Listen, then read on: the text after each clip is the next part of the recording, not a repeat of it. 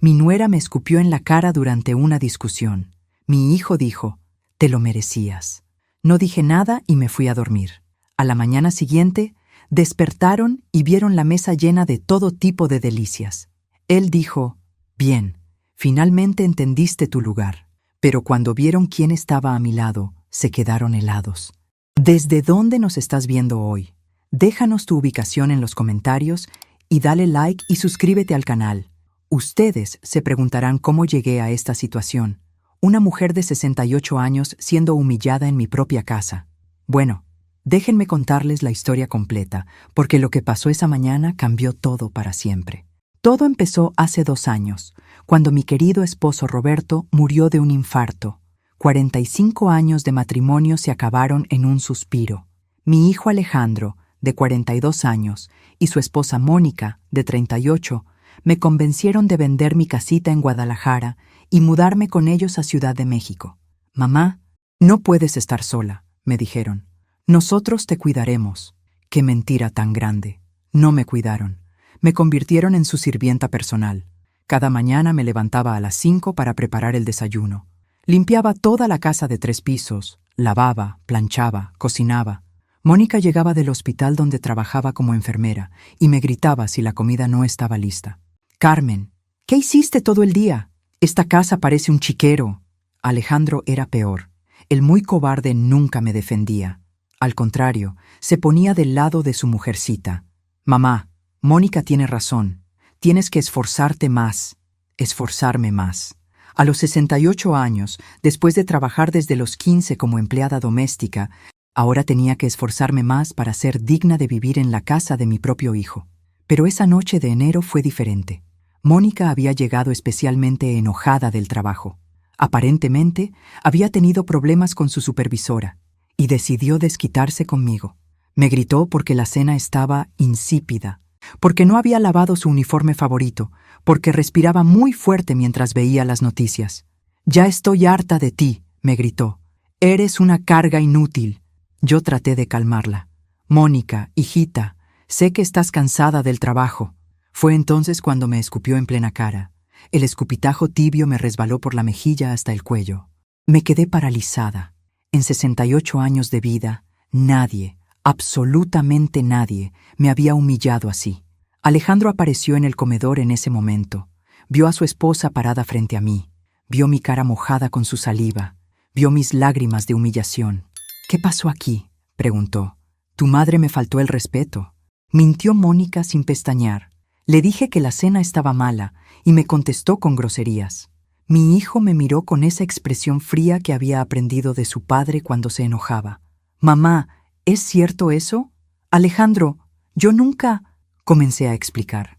«Te lo merecías», me cortó. «Mónica trabaja todo el día en el hospital salvando vidas. Y tú no puedes ni siquiera hacer una comida decente». Esas palabras me dolieron más que el escupitajo.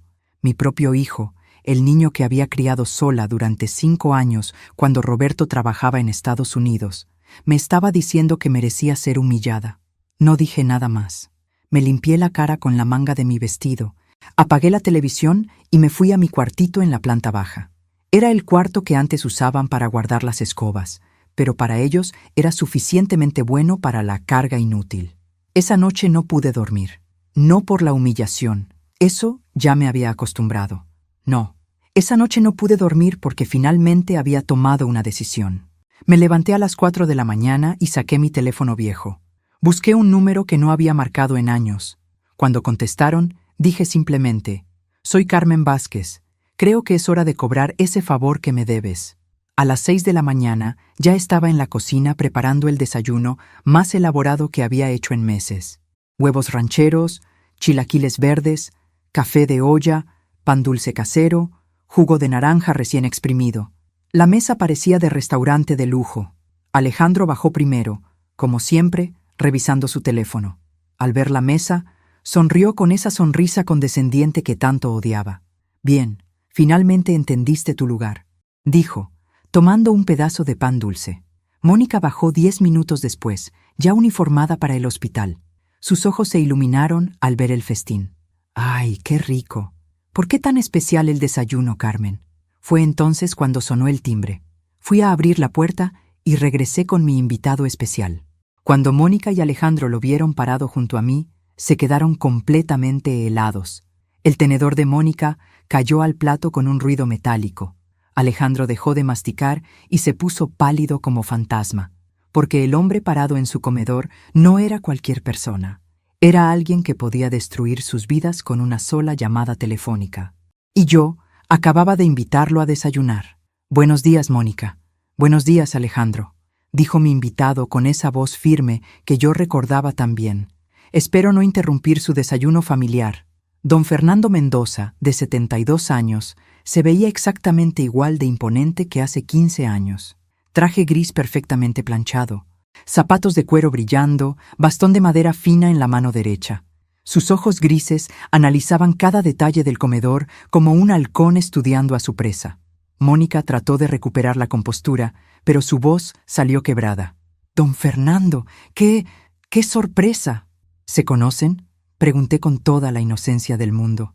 Aunque sabía perfectamente la respuesta, Alejandro se aclaró la garganta nerviosamente.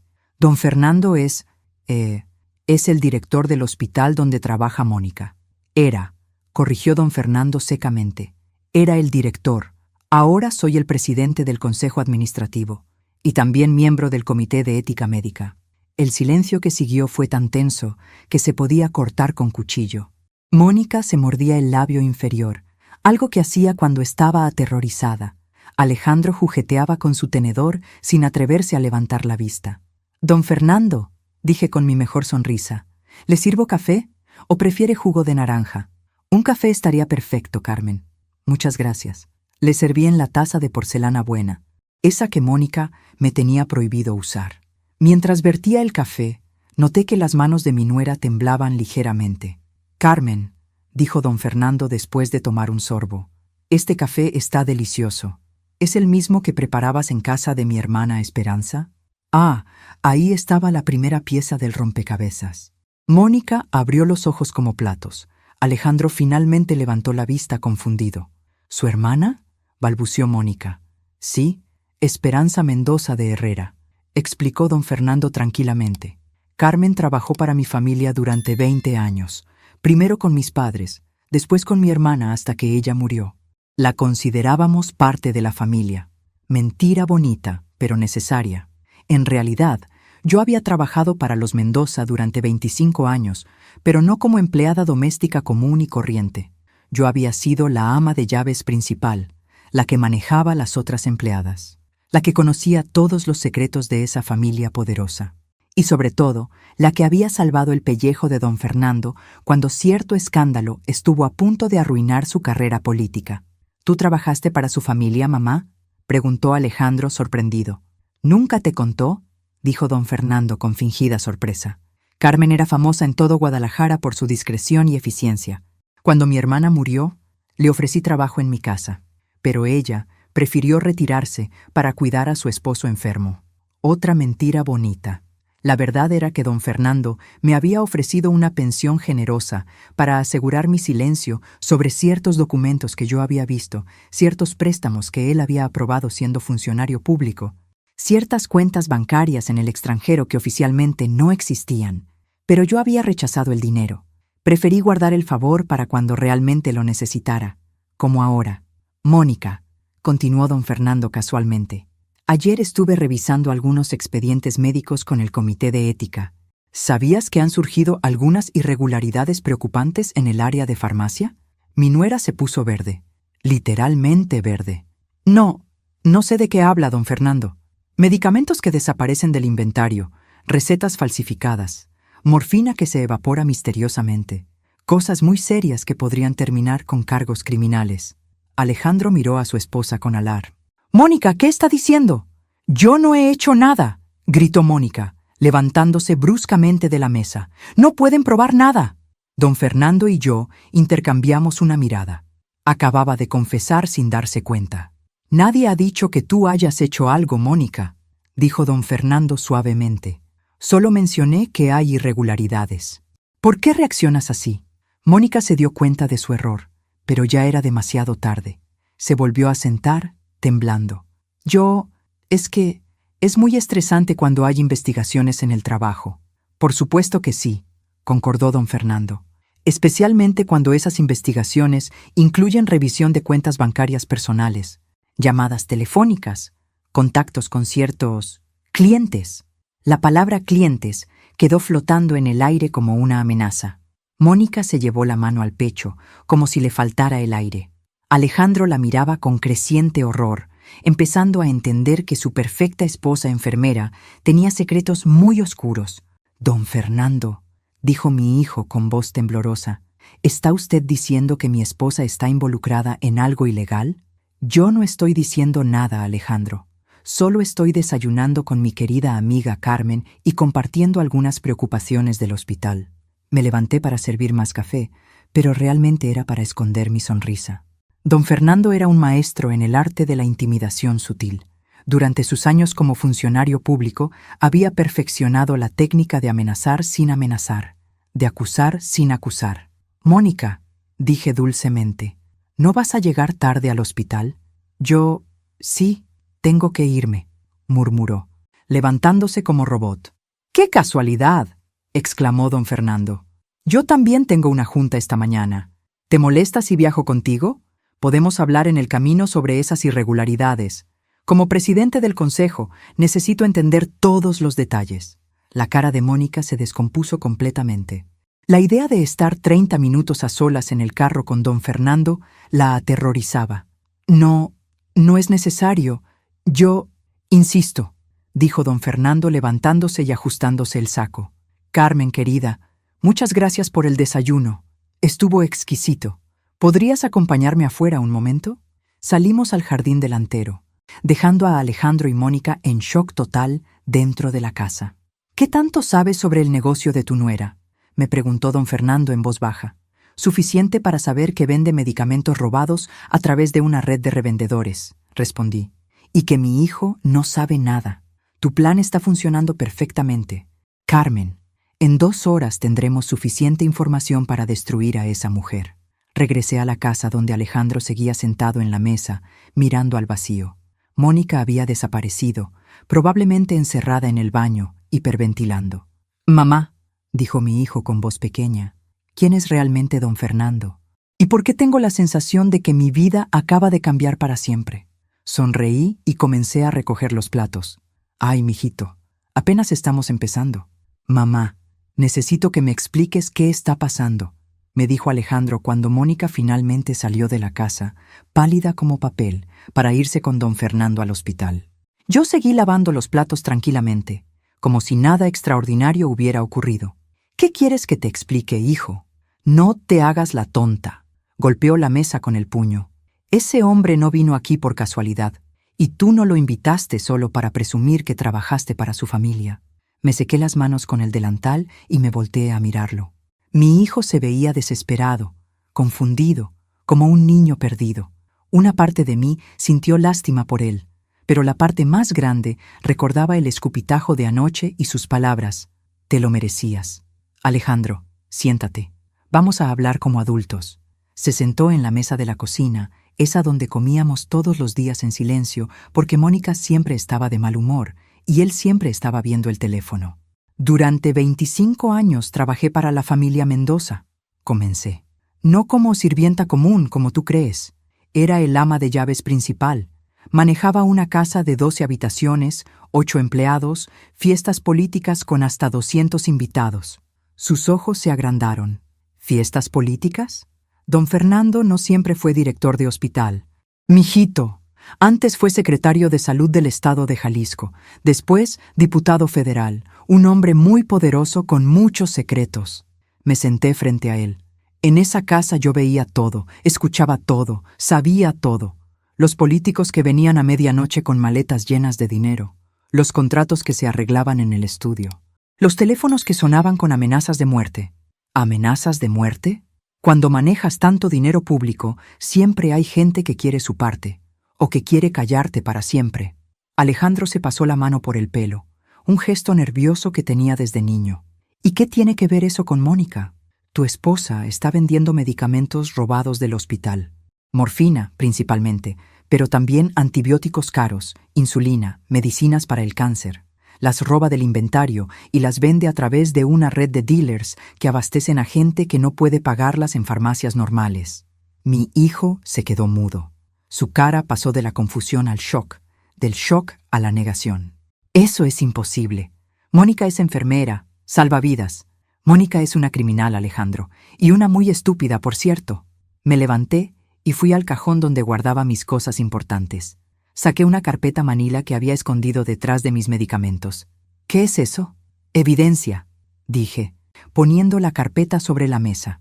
Fotos de tu esposa saliendo del hospital con bolsas sospechosas, números de teléfono de sus contactos, registro de sus depósitos bancarios que no coinciden con su salario de enfermera.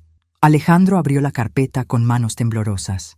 Dentro había fotografías tomadas con teleobjetivo, copias de estados de cuenta bancarios, transcripciones de conversaciones telefónicas. ¿Cómo conseguiste esto? Don Fernando tiene amigos en muchos lugares, investigadores privados, policías, auditores. Cuando le pedí el favor, puso a trabajar a todo su equipo. Mi hijo miraba las fotos como si fueran de una extraña, no de la mujer con la que estaba casado hace 8 años.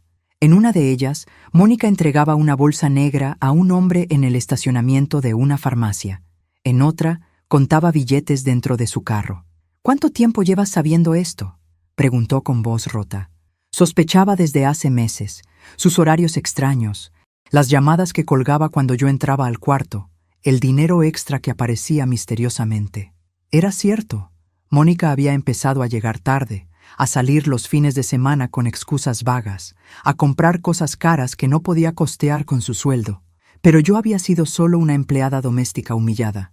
¿Quién me iba a creer? Hasta anoche, continué, cuando decidí que ya era hora de proteger a mi familia. ¿Proteger? ¿De qué? Le mostré otro documento de la carpeta, un reporte de investigación de la DEA sobre redes de tráfico de medicamentos en hospitales públicos. ¿Ves esta lista de hospitales bajo investigación? El de Mónica está aquí. ¿Ves esta lista de empleados sospechosos? El nombre de tu esposa aparece marcado en rojo. Alejandro se puso verde. ¿La DEA? ¿Estás hablando de agentes federales? Estoy hablando de que tu esposa está a punto de ser arrestada, Alejandro. Y cuando eso pase, van a investigar todo. Sus cuentas, sus propiedades, sus contactos. Dejé que la implicación se asentara. Esta casa estaba a nombre de los dos. Los carros, las cuentas bancarias compartidas, todo podía ser confiscado si se probaba que había dinero del narcotráfico involucrado. Y tú también vas a ser investigado, agregué suavemente, porque eres su esposo, porque vives de su dinero, porque oficialmente eres cómplice.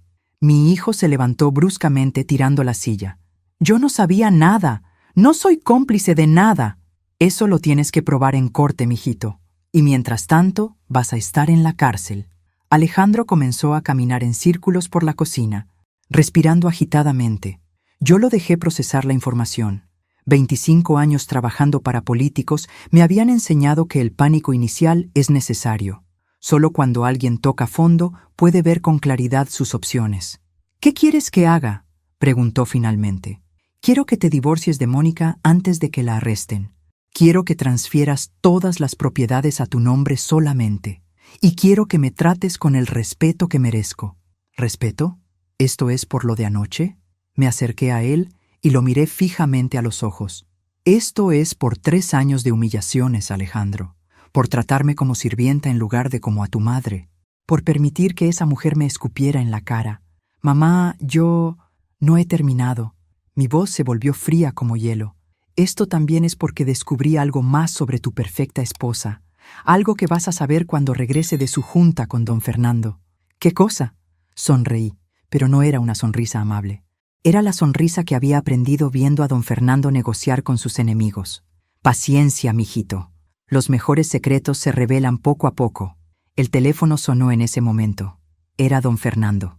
Carmen, dijo su voz tranquila, necesito que vengas al hospital, ahora, y trae a Alejandro contigo. ¿Pasó algo? Digamos que tu nuera acaba de confesar mucho más de lo que esperábamos. Colgué y miré a mi hijo. Su cara estaba descompuesta por el miedo. Vámonos, le dije. Es hora de que conozcas a la verdadera Mónica. El Hospital General nunca me había parecido tan siniestro como esa mañana. Alejandro manejaba en silencio, apretando el volante con tanta fuerza que sus nudillos estaban blancos. Cada tanto me miraba por el rabillo del ojo, como si fuera una extraña.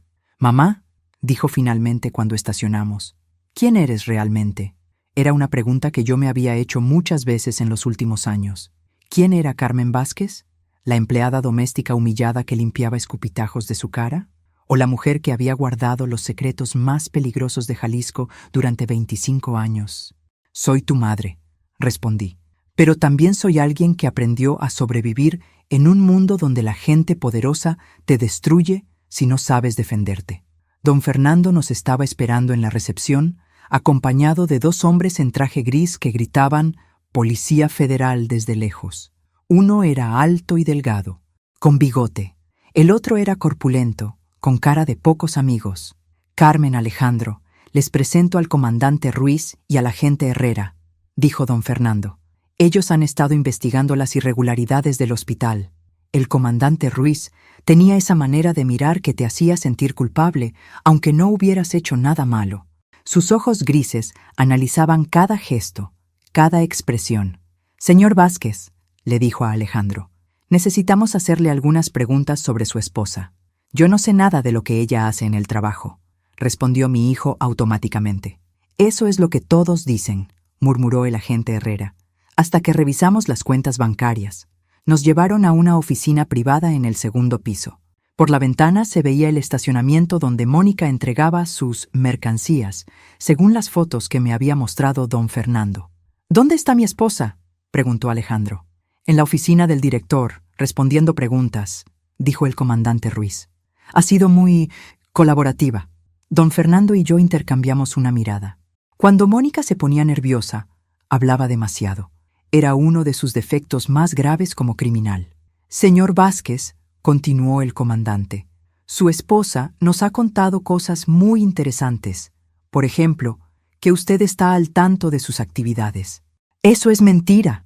También dice que el dinero extra que han estado gastando proviene de herencias familiares y bonos del trabajo. No sé de qué dinero habla. El agente Herrera abrió una carpeta y puso sobre la mesa fotografías de la casa donde vivíamos. «Esta propiedad vale aproximadamente 4 millones de pesos. ¿Cómo la compraron con un salario de gerente de ventas y enfermera?». Alejandro se quedó callado, porque la verdad era que nunca había preguntado de dónde había salido el dinero para el enganche. Mónica le había dicho que eran ahorros de su familia, y él le había creído. «Su esposa también mencionó que usted la ayuda a transportar medicamentos a su casa», agregó el comandante Ruiz. «¿Qué? Yo jamás he transportado medicamentos». «¿Está seguro?». «Porque tenemos video de usted cargando cajas del carro de su esposa a su casa, varias veces». Me quedé helada. Si tenían video de Alejandro cargando cajas, significaba que habían estado vigilando la casa durante semanas. Y eso significaba que también tenían video de mí. «Esas cajas», balbuceó Alejandro, eran expedientes médicos. Mónica a veces trabaja en casa». «¿Expedientes médicos que se guardan en el refrigerador?», preguntó el agente Herrera con sarcasmo. Mi hijo se desplomó en la silla. No sabía qué había en las cajas. Ella me decía que eran documentos importantes del hospital. «Señor Vázquez», dijo el comandante Ruiz, «su esposa está cooperando completamente con nuestra investigación. Nos ha dado nombres, fechas, cantidades. Ha firmado un acuerdo de culpabilidad para reducir su sentencia». «¿Qué significa eso?». «Significa que va a la cárcel, pero por menos años si testifica contra sus cómplices». «¿Cómplices? ¿Qué cómplices?». Don Fernando se aclaró la garganta. «Alejandro, hay algo más que necesitas saber sobre Mónica». Sacó de su portafolio otro conjunto de documentos. Estos eran diferentes: reportes médicos, certificados de defunción, expedientes policíacos. «Tu esposa no solo vendía medicamentos robados», dijo don Fernando. «También falsificaba recetas para pacientes que no existían, cobraba al Seguro Social por tratamientos que nunca se dieron y...». Hizo una pausa dramática. «Está siendo investigada por la muerte sospechosa de 3 pacientes ancianos en el hospital». El mundo se detuvo. Alejandro se quedó sin aire. Yo sentí que el estómago se me iba al piso. «¿Muerte?», susurré. 3 pacientes mayores de 70 años murieron en el turno de Mónica en los últimos 6 meses. Todos tenían testamentos que beneficiaban a familiares jóvenes. Todos recibieron dosis excesivas de morfina poco antes de morir. ¿Están diciendo que mi esposa es una asesina?, gritó Alejandro. Estamos diciendo que está siendo investigada por homicidio, corrigió el comandante Ruiz, y que necesitamos determinar si usted sabía algo sobre estas actividades. Mi hijo se llevó las manos a la cara y comenzó a llorar. No eran lágrimas de tristeza, sino de terror absoluto. Su vida perfecta se había convertido en una pesadilla en menos de 3 horas. Comandante, dije finalmente, mi hijo no sabía nada. He vivido con ellos 2 años y puedo asegurar que Alejandro es culpable de muchas cosas, pero no de esto. Todos me miraron sorprendidos. Era la primera vez que hablaba desde que llegamos. ¿De qué cosas es culpable?, preguntó el agente Herrera. De ser un cobarde, de maltratar a su madre, de casarse con una mujer sin preguntarse de dónde venía su dinero. Lo miré fijamente. Pero no es un criminal. El comandante Ruiz tomó notas. ¿Usted notó algo sospechoso sobre el comportamiento de Mónica? Todo sobre Mónica era sospechoso, respondí. Pero no pensé que fuera una asesina. Pensé que era solo una ladrona y una aprovechada. ¿Puede elaborar? Y entonces les conté todo.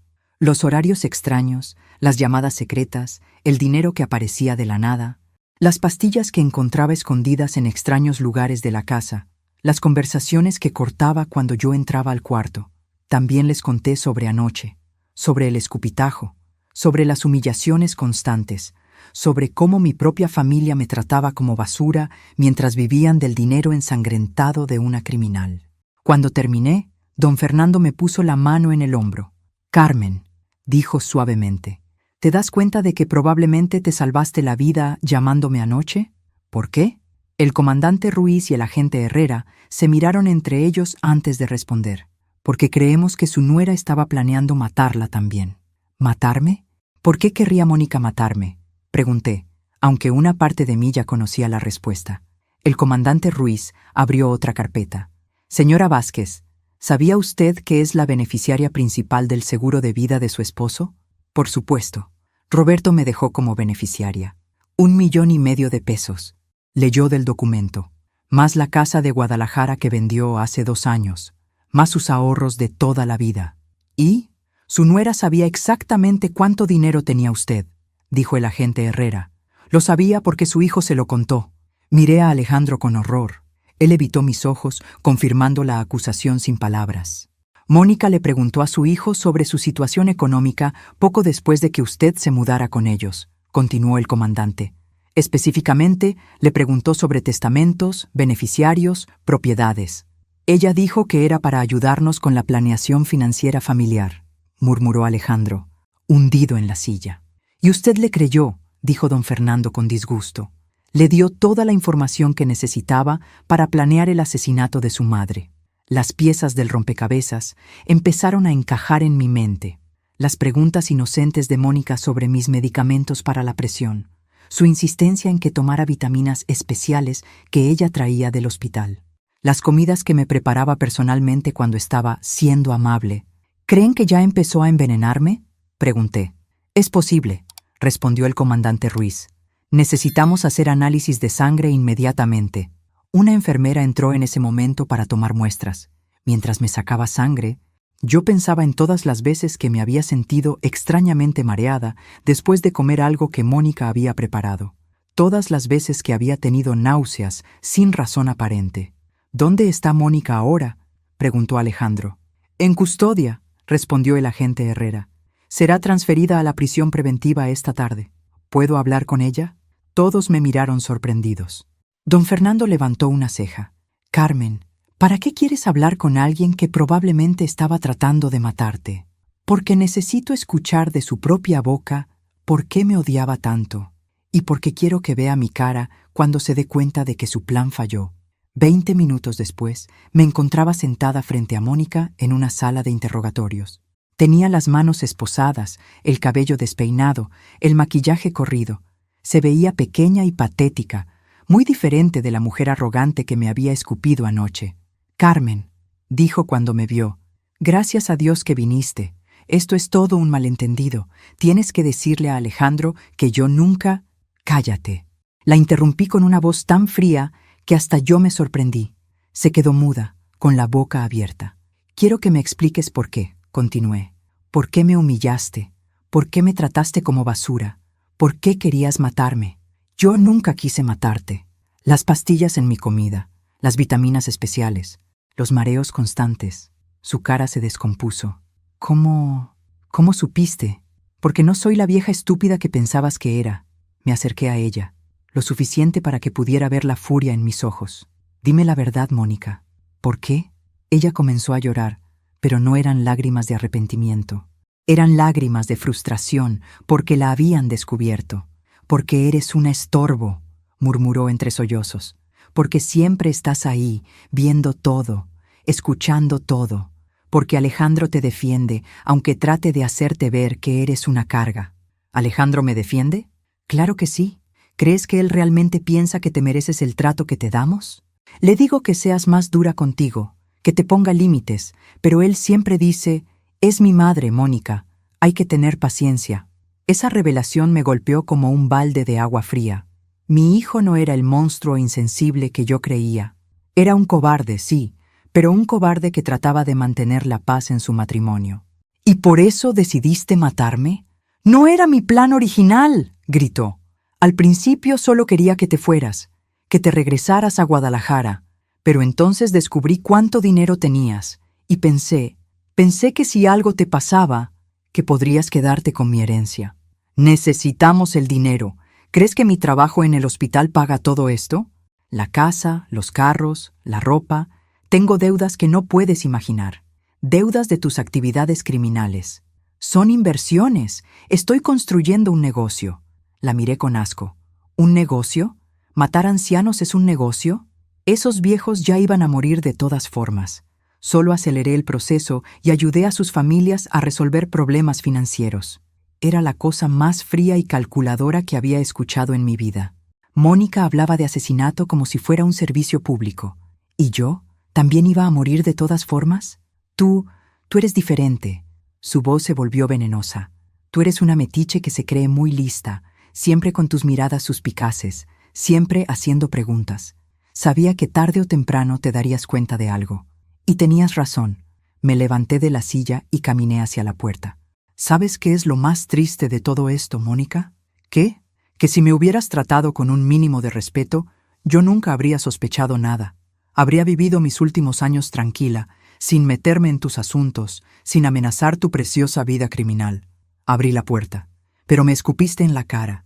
Y eso fue tu error más grande. Carmen, espera, podemos hacer un trato. Tengo información valiosa. Puedo darte nombres de otros médicos involucrados. Me volteé una última vez. El único trato que me interesa es verte pagar por cada una de tus víctimas, especialmente por los abuelos que mataste. Salí del cuarto y cerré la puerta. En el pasillo, don Fernando me estaba esperando. ¿Cómo te sientes?, me preguntó, como si hubiera cerrado un capítulo muy doloroso de mi vida. ¿Y tu hijo? Miré hacia la ventana, donde Alejandro esperaba en el estacionamiento.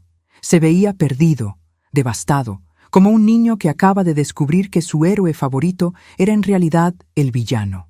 Él va a necesitar tiempo para procesar todo esto, pero creo que por primera vez en años vamos a poder tener una conversación honesta. ¿Vas a perdonarlo? Pensé en esa pregunta durante un momento largo. Voy a darle la oportunidad de ganarse mi perdón, pero las cosas entre nosotros nunca van a ser iguales. ¿Y qué vas a hacer ahora? Sonreí. Voy a regresar a casa y empacar mis cosas. Es hora de que Carmen Vázquez vuelva a vivir su propia vida. Cuando llegamos a casa, Alejandro se fue directo a su cuarto y cerró la puerta. Lo escuché llorar durante 1 hora. Yo me senté en la sala, por primera vez en 2 años en el sillón bueno, el que Mónica me tenía prohibido usar. Me quedé ahí viendo las paredes que había limpiado miles de veces, los muebles que había sacudido cada mañana, los pisos que había trapeado de rodillas mientras mi nuera me gritaba que no lo hacía bien.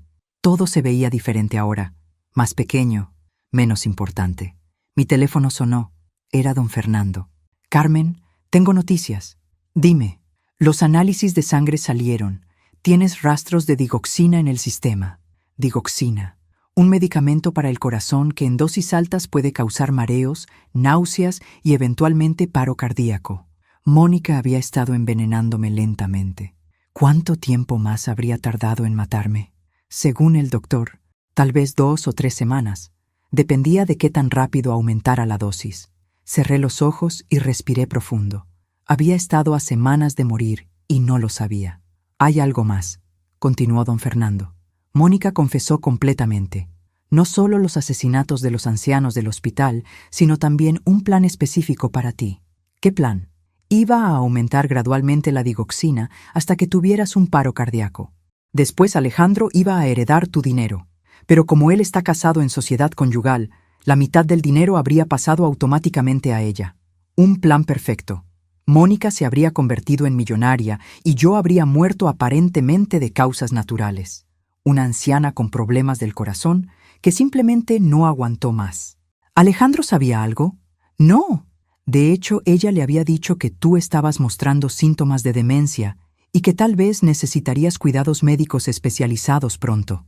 Eso explicaba por qué mi hijo había empezado a hablarme como si fuera una niña en los últimos meses. Las miradas de lástima cuando yo olvidaba cosas que en realidad nunca había olvidado. Su paciencia condescendiente cuando yo hacía preguntas normales. Mónica será acusada de 3 homicidios y tentativa de homicidio, dijo don Fernando. Probablemente va a pasar el resto de su vida en prisión. Bien. Carmen, ¿estás bien? Suenas extraña. Estoy bien. Solo estoy procesando todo. En realidad, me sentía vacía. 2 años de humillaciones habían terminado de manera abrupta, pero la victoria no se sentía como había imaginado. No había alegría, solo un cansancio profundo.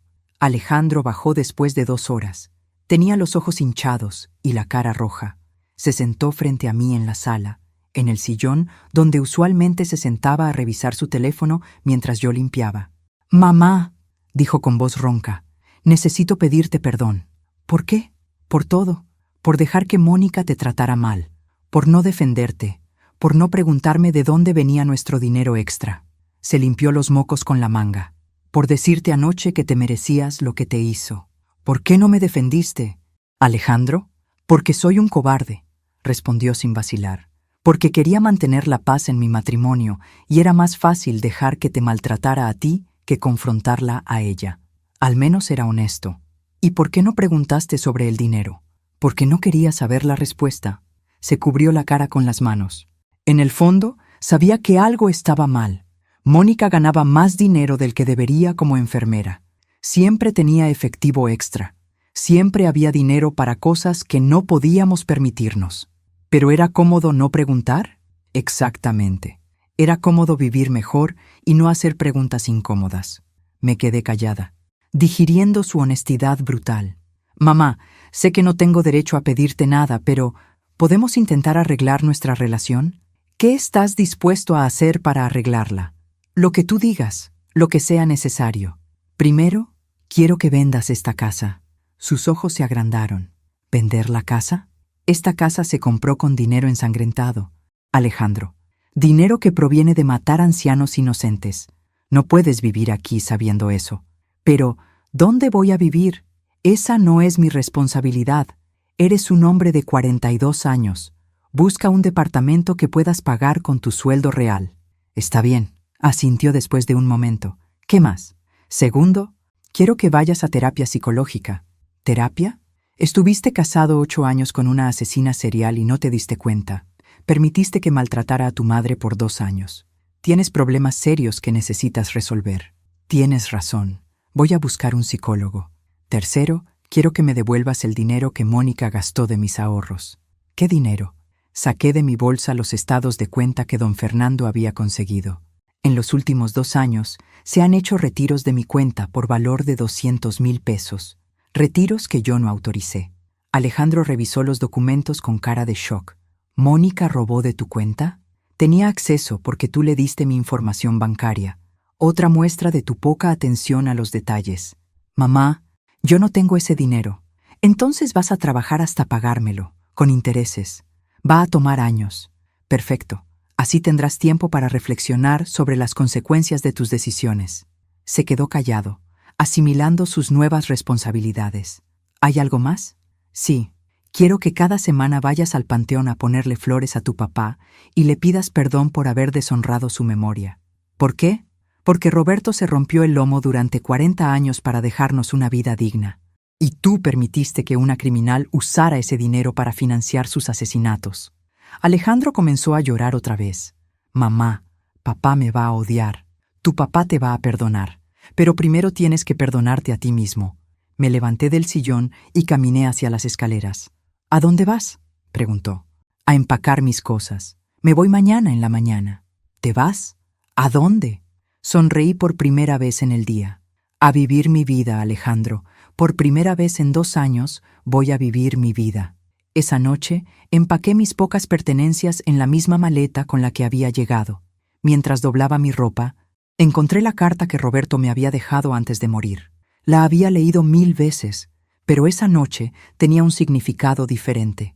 Carmen, mi amor, decía la carta. Si estás leyendo esto, significa que me fui antes que tú. No quiero que desperdicies los años que te quedan llorando por mí. Eres una mujer fuerte e inteligente. Siempre has sido más fuerte que yo. Vive, mi amor. Vive por los dos. Por primera vez, entendí realmente lo que Roberto me había querido decir. Era hora de vivir. A las 6 de la mañana, don Fernando llegó por mí en su Mercedes negro. Alejandro estaba en la cocina, preparando café con manos temblorosas. Se veía como si no hubiera dormido en toda la noche. ¿Estás segura de esto, mamá?, me preguntó mientras yo ponía mi maleta junto a la puerta. Más segura que nunca en mi vida. ¿Y si te necesito? Tienes mi número de teléfono, pero solo llámame si es una verdadera emergencia. Necesito tiempo para sanar. Se acercó como si fuera a abrazarme, pero se detuvo. ¿Algún día me vas a perdonar completamente? Eso depende de ti, mijito. El perdón se gana con acciones, no con palabras. Don Fernando tocó la bocina. Era hora de irme. ¿A dónde van?, preguntó Alejandro. Eso no es tu problema, respondí cargando mi maleta. Cuando esté lista para que lo sepas, te lo diré. En el carro, don Fernando me preguntó lo mismo que había estado preguntándome toda la noche. ¿Estás segura de que quieres hacer esto? Completamente segura. Manejamos en silencio durante 30 minutos hasta llegar a una casa en Las Lomas, una zona exclusiva de la ciudad que yo conocía muy bien. Era la casa donde había trabajado durante 25 años, donde había criado a mis propios hijos mientras cuidaba a los hijos de otros. Pero ahora se veía diferente. El jardín estaba mejor cuidado, las ventanas tenían cortinas nuevas y había un letrero pequeño junto a la entrada. Casa de Retiro Esperanza Mendoza. ¿Una casa de retiro?, pregunté. No una casa de retiro cualquiera, respondió don Fernando con orgullo. La casa de retiro más exclusiva de México. Para mujeres mayores que han pasado por situaciones traumáticas y necesitan un lugar seguro para reconstruir sus vidas. Me quedé mirando la casa con la boca abierta. ¿Cuándo hiciste esto? Hace 3 años, después de que mi hermana murió. Siempre dijo que quería que esta casa sirviera para ayudar a mujeres que habían sufrido lo que ella sufrió. Esperanza Mendoza había sido víctima de violencia doméstica durante 30 años. Su esposo, un empresario respetado, la golpeaba regularmente mientras en público parecían el matrimonio perfecto. Yo había sido testigo de muchas de esas golpizas. Había limpiado la sangre de sus vestidos. Había inventado excusas para sus moretones. ¿Y quieres que yo viva aquí? Quiero que dirijas este lugar, Carmen. Me quedé sin palabras. Necesito a alguien que entienda lo que significa ser humillada, abusada, subestimada. Alguien que sepa lo que se siente cuando tu propia familia te trata como basura. Don Fernando, yo no tengo educación formal para dirigir una casa de retiro. Tienes 25 años de experiencia manejando una casa, un personal, eventos complicados. Tienes la confianza de personas poderosas. Y más importante, tienes un corazón que ha pasado por el dolor y salió más fuerte. Caminamos hacia la entrada. La puerta se abrió antes de que tocáramos y apareció una mujer de unos 50 años con delantal azul y sonrisa genuina. «¡Señora Carmen!», exclamó. «¡Qué gusto verla de nuevo!». Era Esperanza Ruiz, una de las empleadas que había trabajado conmigo en la casa de los Mendoza. Ahora se veía próspera, feliz, muy diferente de la muchacha tímida que yo había entrenado hacía 15 años. «Esperanza, ¿qué haces aquí?». «Soy la coordinadora de servicios», respondió con orgullo. Don Fernando me contrató cuando abrió la casa. Siempre dijo que si usted algún día quería venir, este lugar sería suyo. Entramos a la casa que había sido mi segundo hogar durante tanto tiempo. Todo estaba igual pero diferente. Los mismos pisos de mármol, pero ahora con alfombras cómodas. Los mismos techos altos, pero ahora con luces más cálidas. Los mismos muebles elegantes, pero ahora con cojines suaves y mantas acogedoras. Actualmente tenemos 8 residentes, explicó don Fernando mientras recorríamos las habitaciones. Mujeres entre 50 y 80 años que han escapado de situaciones de abuso familiar, económico o emocional. En la sala principal, un grupo de señoras estaba tejiendo y conversando. Al verme, varias me saludaron con curiosidad. Una de ellas, una mujer mayor con cabello blanco y ojos vivaces, se acercó. «Tú debes ser Carmen», dijo con voz cálida. «Fernando nos habló mucho de ti, Carmen. Te presento a Dolores Martínez», dijo don Fernando. Ella llegó hace 6 meses después de descubrir que sus hijos estaban robando su pensión. Dolores me tomó las manos. «Mi historia es muy parecida a la tuya, querida. Familia que te trata como carga, hijos que solo quieren tu dinero, años de humillaciones. ¿Y cómo te sientes ahora? Como si hubiera renacido», respondió sin vacilar. «Por primera vez en décadas, puedo tomar mis propias decisiones. Puedo comer lo que quiero, ver lo que quiero, ir donde quiero». Continuamos el recorrido. Había una biblioteca pequeña pero bien surtida, un comedor amplio con vista al jardín, una sala de televisión, una terraza para tomar el sol, y en el patio trasero, un huerto donde las residentes cultivaban sus propias verduras. ¿Y yo qué haría exactamente como directora? Manejarías el personal, supervisarías el cuidado de las residentes, tomarías decisiones sobre nuevas admisiones. También serías una especie de consejera para mujeres que están pasando por procesos similares al tuyo. ¿Cuánto paga? Don Fernando sonrió. 60,000 pesos mensuales, más casa y comida. También tienes acceso a un fondo para emergencias médicas y un plan de retiro. Era más dinero del que había ganado en mi vida. Suficiente para ser completamente independiente, para ayudar a Alejandro si algún día se lo merecía, y para vivir con dignidad el resto de mis años. ¿Y si no funciona? ¿Si las residentes no me aceptan como directora? Carmen, dijo Esperanza Ruiz, usted nos enseñó a todas a trabajar con dignidad, a defendernos, a no dejar que nos trataran mal. Si hay alguien en el mundo que puede dirigir un lugar para mujeres maltratadas, es usted. Dolores asintió vigorosamente. Fernando nos contó lo que pasó con tu nuera. Una mujer que sobrevive a eso y sale más fuerte tiene exactamente la sabiduría que necesitamos aquí. Caminé hacia la ventana que daba al jardín. En el huerto vi a una señora de unos 70 años plantando tomates con concentración total. Se veía en paz, como si cada semilla que plantaba fuera una promesa de futuro. ¿Puedo pensarlo? Por supuesto, dijo don Fernando. Pero mientras lo piensas, ¿por qué no te quedas aquí unos días? Hay un cuarto disponible en el segundo piso, el mismo donde solías quedarte cuando trabajabas tarde. Era la misma habitación donde había dormido tantas veces cuando don Fernando tenía eventos políticos que terminaban muy tarde para que regresara a mi casa. La misma cama individual, el mismo escritorio pequeño, la misma vista al jardín. Pero ahora se sentía como un refugio, no como un cuarto de empleada. Esa noche, durante la cena, conocí mejor a las otras residentes. Estaba Dolores, cuyos hijos le habían robado su pensión. María Elena, cuyo esposo la había controlado económicamente durante 40 años hasta que ella reunió el valor para escapar. Carmen López, viuda como yo, que había sido estafada por un sobrino que se aprovechó de su confianza. Todas tenían historias similares. Familiares abusivos, años de humillaciones, momentos de despertar donde finalmente dijeron «basta». ¿Cómo se sintieron los primeros días de libertad?, les pregunté. «Aterrada», respondió María Elena. «Durante semanas esperé a que mi marido apareciera para llevarme de regreso a casa. Culpable», dijo Carmen López, como si hubiera traicionado a mi familia por protegerme. Confundida, agregó Dolores. No sabía qué hacer con tanta libertad repentina. Y ahora, dijo María Elena con una sonrisa, siento que mi vida real apenas está empezando. Esa noche, sola en mi cuarto, pensé en todo lo que había pasado en las últimas 48 horas. Había descubierto que mi nuera era una asesina serial, había expuesto una red criminal, Había sobrevivido a un envenenamiento lento. Había enfrentado a mi hijo con sus cobardías. Y ahora tenía la oportunidad de comenzar una vida completamente nueva. A los 68 años.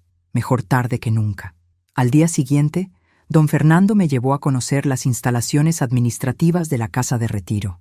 En el estudio que antes había sido su oficina política, ahora había archivos médicos, registros de las residentes, presupuestos mensuales y una computadora que, según él, tendría que aprender a usar. ¿Computadora?, pregunté con pánico. Carmen, estamos en 2025. Necesitas saber lo básico. Correo electrónico, internet, videoconferencias. Esperanza te va a enseñar. Yo aprendí el año pasado, me aseguró Esperanza Ruiz. Si yo pude a los 50, usted puede a los 68. Mientras revisábamos los archivos, mi teléfono sonó. Era Alejandro. Mamá, necesito hablar contigo. ¿Qué pasó? Vinieron a embargar la casa. No me sorprendió. ¿Quiénes? Agentes federales.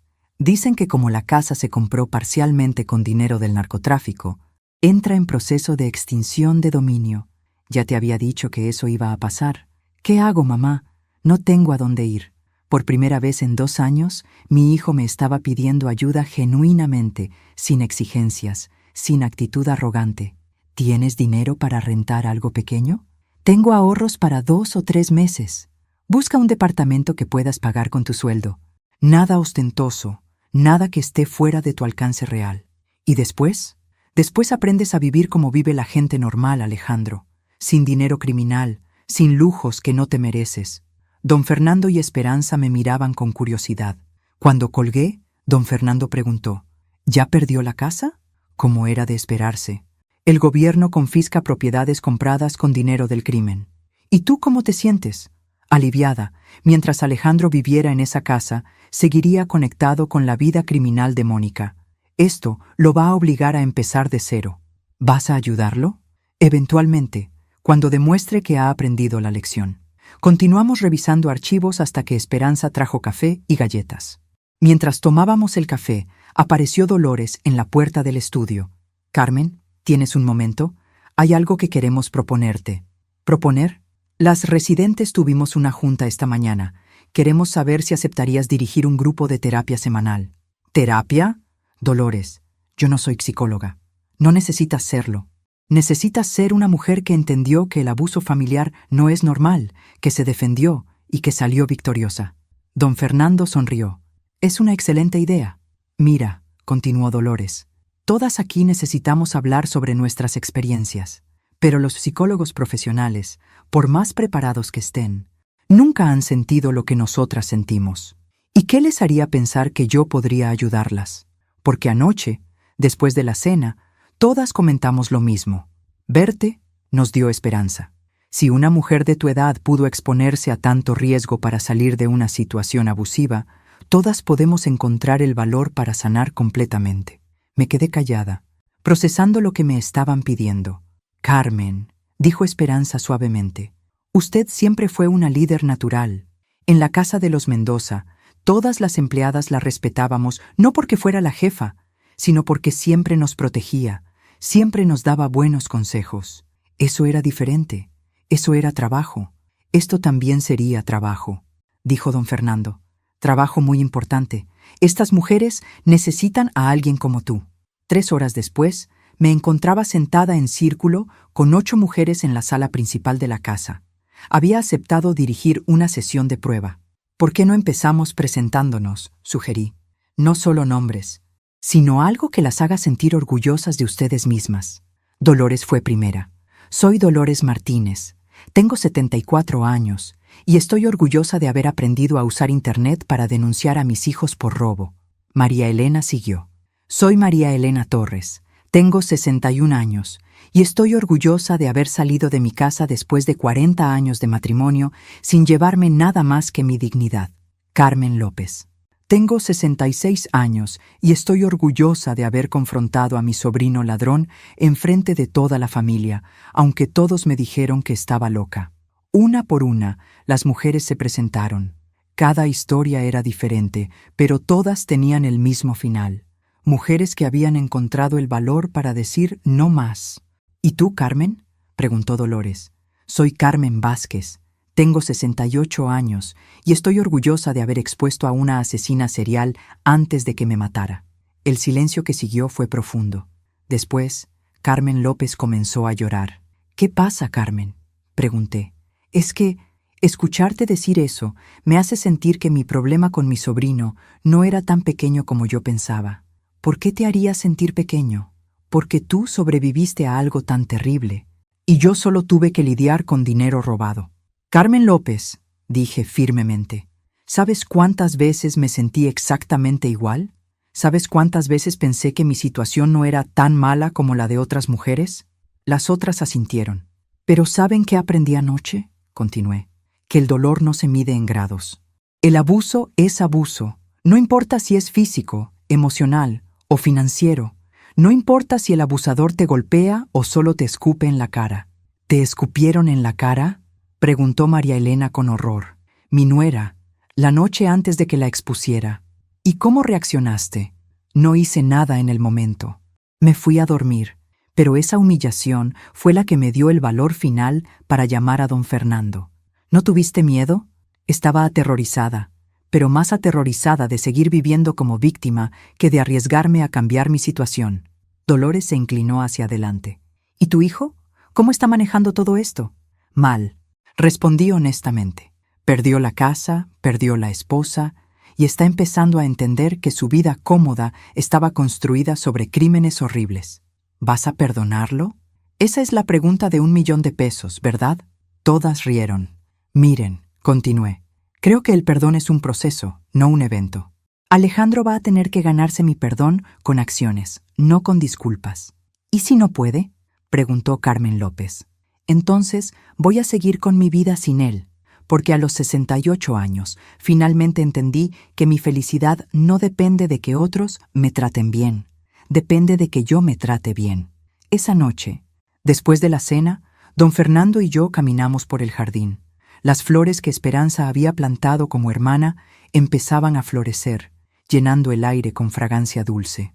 ¿Cómo te sentiste dirigiendo el grupo?, me preguntó, como si hubiera encontrado mi verdadera vocación.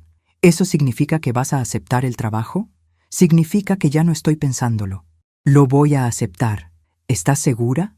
Don Fernando, por primera vez en mi vida adulta, voy a tomar una decisión basada en lo que yo quiero, no en lo que otros necesitan de mí. ¿Y qué quieres? Quiero ayudar a mujeres como nosotras. Quiero dirigir este lugar. Quiero demostrar que la vida puede empezar a cualquier edad si tienes el valor de tomarla en tus propias manos. Mi teléfono sonó. Era Alejandro otra vez. ¿Contestas?, preguntó don Fernando. No, esta noche es mía. Mañana será el primer día del resto de mi vida, y voy a empezarlo descansada y en paz. Apagué el teléfono y seguimos caminando bajo las estrellas. Por primera vez en años, el futuro se veía brillante. Una semana después de haber aceptado oficialmente el puesto de directora, recibí una llamada que no esperaba. Era el comandante Ruiz. Señora Vázquez, necesito que venga a declarar. Tenemos novedades importantes sobre el caso de su nuera. ¿Qué tipo de novedades? Es mejor que venga, y traiga a su hijo también. Don Fernando me acompañó al Ministerio Público. Alejandro llegó solo, en transporte público, vistiendo jeans y una camisa arrugada. Se veía demacrado, como si hubiera perdido peso. Ya no era el ejecutivo arrogante que vivía de dinero criminal. Alejandro, lo saludé fríamente. Mamá, respondió bajando la vista. Gracias por venir. El comandante Ruiz nos llevó a una sala de juntas donde había varias cajas con evidencia, computadoras y fotografías pegadas en un pizarrón. Mónica Restrepo se declaró culpable de todos los cargos, comenzó. 3 homicidios, tentativa de homicidio contra usted, fraude médico y tráfico de medicamentos controlados.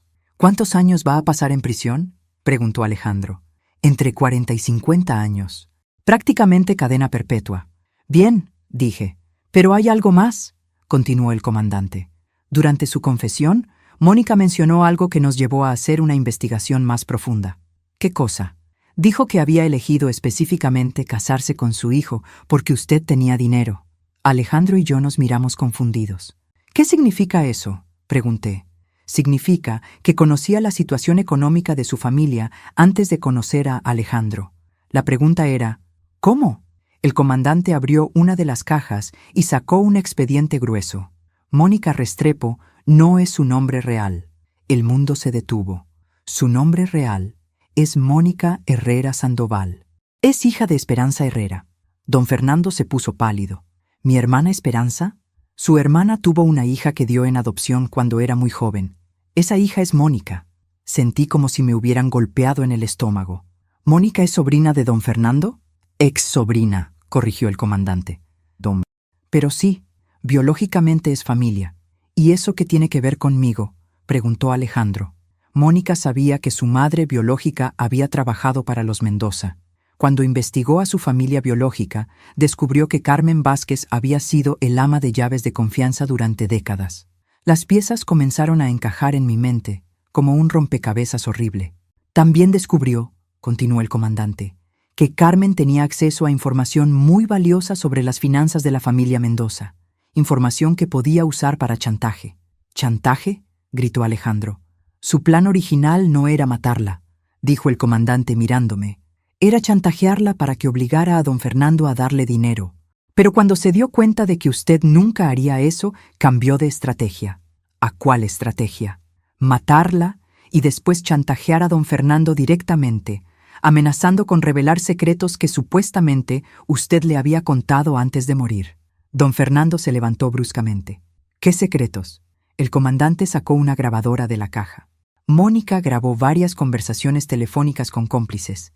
En una de ellas explica su plan. Presionó play. La voz de Mónica llenó la sala.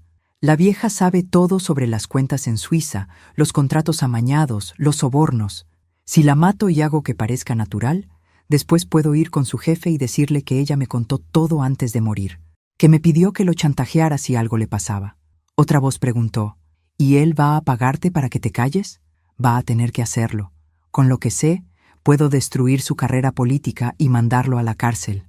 La grabación siguió, pero ya no pude escuchar más.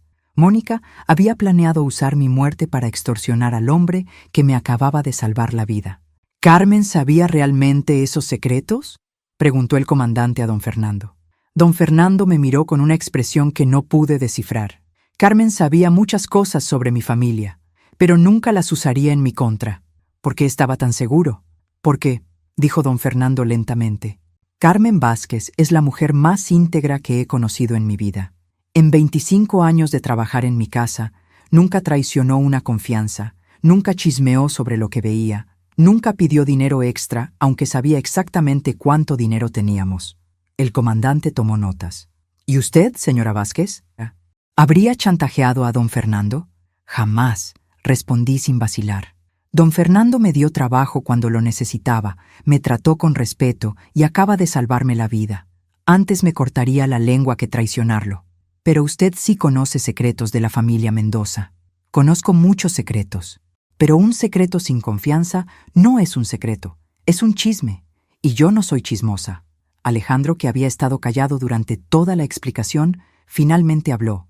¿Mónica me buscó específicamente porque sabía quién era mi madre? Exacto, respondió el comandante. No fue coincidencia que se fijara en usted. Lo investigó, averiguó su historia familiar y diseñó un plan para acercarse. ¿Durante cuánto tiempo me estuvo manipulando? Según su confesión, desde antes del primer día que se conocieron. Mi hijo se hundió en la silla, cubriendo su cara con las manos. Mi matrimonio completo fue una mentira. No, lo corregí. Tu matrimonio fue una estafa criminal. Hay una diferencia. ¿Por qué no me dijiste que sabías secretos importantes sobre don Fernando? Porque no son mis secretos para contar. Y porque un secreto deja de ser secreto cuando lo compartes con alguien más. Don Fernando se acercó y puso la mano en mi hombro. Carmen, ¿te das cuenta de que Mónica podría haber tenido éxito con su plan si hubieras muerto? ¿Por qué? Porque yo habría creído que realmente le contaste mis secretos y habría pagado para protegerte, incluso después de muerta. El peso de lo que había estado a punto de pasar me golpeó como una avalancha. No solo habían estado tratando de matarme, habían estado tratando de usar mi muerte para destruir al hombre que me había salvado. ¿Hay algo más que necesitemos saber?, pregunté al comandante.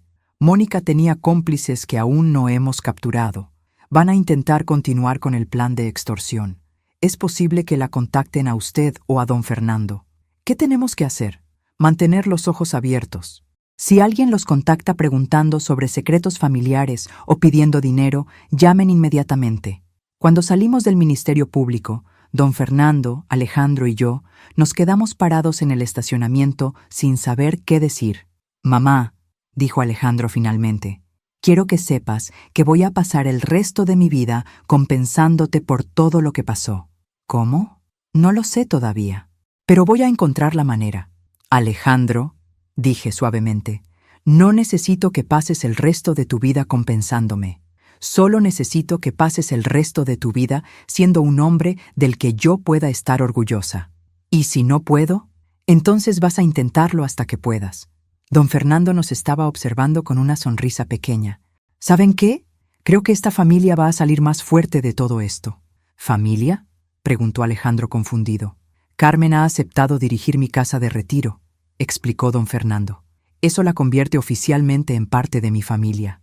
Y la familia de Carmen es mi familia». Mi hijo me miró con sorpresa. «¿Vas a dirigir una casa de retiro?» «Ya la estoy dirigiendo», respondí con orgullo. «Y es el trabajo más satisfactorio que he tenido en mi vida. ¿Puedo visitarte algún día?» «Cuando estés listo para una relación honesta, Alejandro. Cuando no necesites nada de mí excepto mi cariño». «¿Y cuándo va a ser eso?», sonreí. «Esa, mijito, es una pregunta que solo tú puedes responder».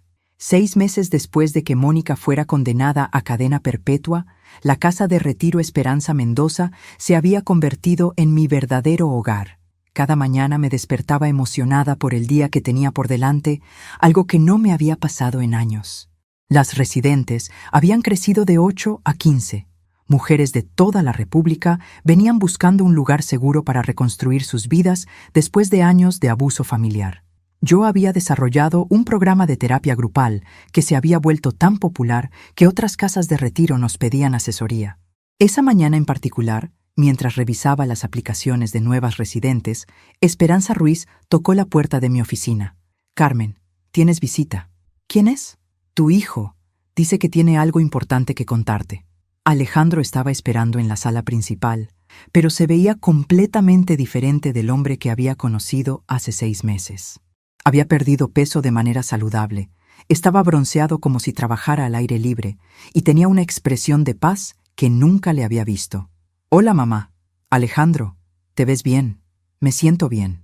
¿Tienes unos minutos para caminar?» Salimos al jardín donde las residentes estaban cuidando sus plantas. Dolores me saludó con la mano desde el huerto de tomates.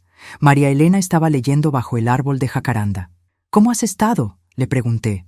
«Trabajando. Mucho. Tengo 2 empleos ahora». «¿2 empleos?»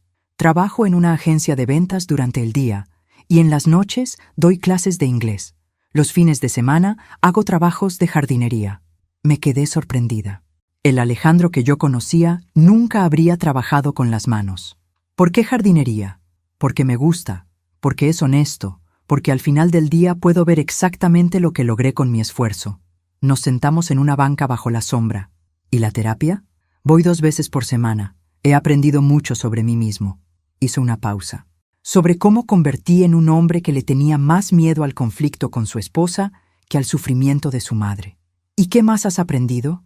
«Que fui criado para complacer a otros en lugar de ser auténtico conmigo mismo. Que busqué una esposa que fuera controladora porque era más fácil que tomar mis propias decisiones». Era la conversación más profunda que había tenido con mi hijo desde que era adolescente. «¿Has tenido noticias de Mónica?» Me pidió el divorcio desde la prisión. Dijo que ya no necesitaba mantener la farsa. Su voz se quebró un poco. 8 años de matrimonio y todo fue una farsa. ¿Cómo te sientes con eso? Aliviado, triste, traicionado, pero principalmente aliviado. ¿Por qué aliviado? Porque finalmente entiendo por qué nunca me sentí realmente amado en mi matrimonio. No era mi imaginación, realmente no me amaba. Se quedó callado durante un momento, viendo a las mujeres en el jardín. «Mamá, ¿puedo preguntarte algo?» «Claro. ¿Cómo sabías que algo estaba mal conmigo y Mónica?» «Una madre siempre sabe cuando su hijo no es feliz, Alejandro, pero también sabía que no querías escuchar lo que yo tenía que decir». «¿Por qué no insististe más?» «Porque un adulto tiene que cometer sus propios errores para aprender de ellos». Si yo te hubiera forzado a dejar a Mónica, siempre habrías pensado que habías perdido al amor de tu vida por culpa de una suegra celosa. ¿Y ahora? Ahora sabes que tu madre trató de protegerte de una asesina serial. Se rió por primera vez en meses.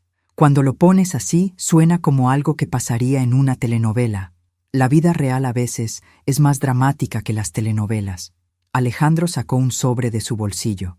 Tengo algo para ti. ¿Qué es?